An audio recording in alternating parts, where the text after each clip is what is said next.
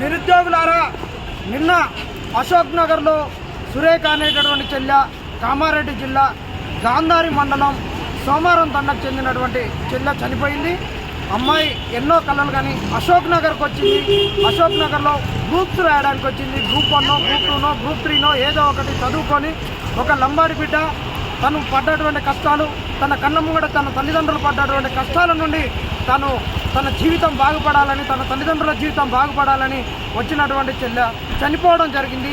నిన్న సాయంత్రము బలన్మరణం చెందిందంట. ఉరి వేసుకొని చనిపోయింది. ఈ విషయం నిన్న నుండి తెలియలేదు. పొద్దున్నే తెలియగానే మేము వచ్చినాం. ఇక్కడ గాంధీలో ఉన్నాము. ఇక్కడ మనకు పోలీస్ వెహికల్ కూడా కనిపిస్తుంది. ఏది ఏమైనా కావచ్చు. ఇంకా మరణానికి సంబంధించినటువంటి అంశాలు మనకు తెలియట్లేదు.